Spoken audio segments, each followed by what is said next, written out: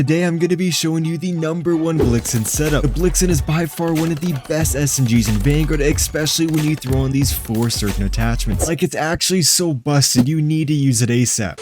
Okay, looks like the enemies are winning right now. We joined a little bit late, so you want to cross. Dude, this Blixen setup has to be my favorite setup in the game. Like, this thing is so fun to use. No, that you died the other day. Okay, they should be coming to my left. Yeah, there we go. It's a little, oh, a nice little 5-on. This gun is a little bit bouncy, but we're just like practicing like 1 to 2 games. You should be perfectly fine with it. First game of the day. Also, we're doing pretty good so far. No, dude, my flicks were super off right there. Sometimes I don't know what to do, if I should like strafe or like bunny hop and jump around.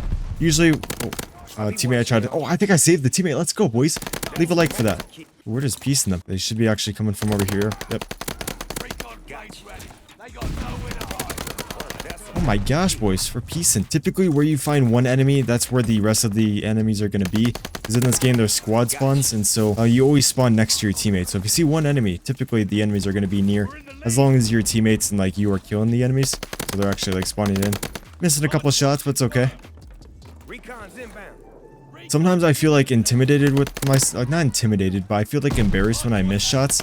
And then I'll like start to miss more shots because I am starting to think about me missing shots. And so if you ever do that, don't think about that. Oh my god, what the f***? We world start him. Just don't worry about if you're missing shots. Just keep on playing and keep trying to hit the next shots. Like, do not focus on how you're playing in a way.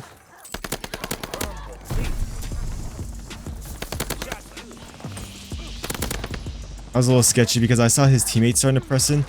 And so I got a little bit nervous right there. There we go, 18. Get back and cover. There we go, boys. We're playing pretty... Oh, do you see those spawns?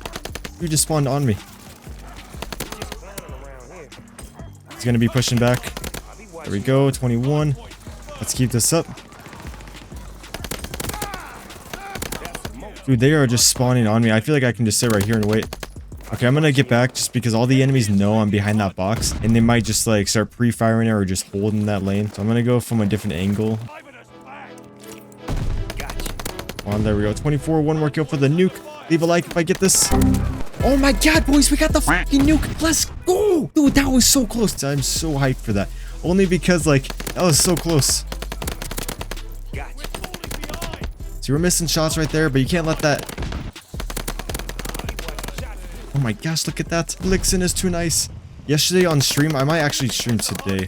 Hopefully I'm live when you guys are watching this. But in my last stream, my game was running so awful. Like, it was just so laggy. And it looked like I was playing in like 30 or 60 FPS. Like, I know a lot of you guys on console are playing on 60 FPS, but it literally felt like 30, 60. And like, once you play on 120, it is, dude, extremely difficult to go back. Like, it's like night and day. Like, it's actually unplayable. And so it was like that for me for the whole stream. And I thought I was just playing horrible. And I was like making excuses and everything. And then my game crashed 4 times. And on the 4th crash, it like fixed itself and it was so fucking smooth.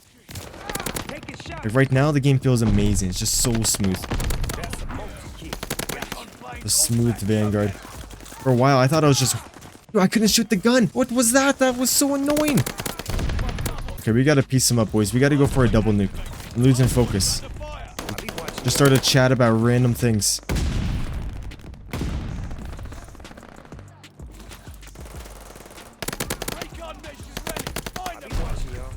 There you go, boys. Dude, right there. See, you can't be in the predictable spots. That was a very predictable spot. Where's this guy?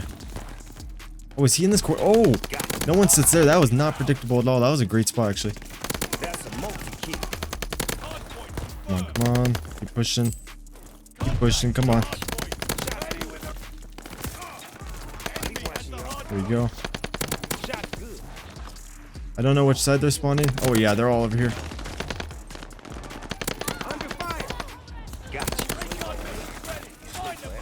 Jesus, dude, how are we still alive? Why are they flipping? Dude, this is another reason I love this weapon, is that there's so much ammo. So much fucking ammo, you never need to reload.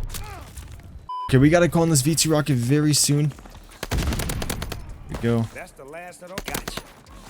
You probably noticed in my last video, my automaton, my max damage automaton, I put the class setup. Okay, we gotta call this nuke just before I forget. I showed you guys the class setup in the intro. I was gonna start doing that, but the watch time on the video was horrible. Then YouTube's like, you know, no one's watching your video. We're not gonna push it out. And so I tried to make it easy, but it's just, you know, it killed the video. Hey, thank you, thank you. Oh shoot, I didn't mean to throw it. Not too bad of a gameplay, boys. We kind of fell off after we died, but at least we got the V2 rocket. Leave a like for that. And if you want to help me reach 40k subs, hit the sub button. 95 and 15. For that being 6v6, that's honestly not that bad. I hope you guys did enjoy the video. I'll see you in the class.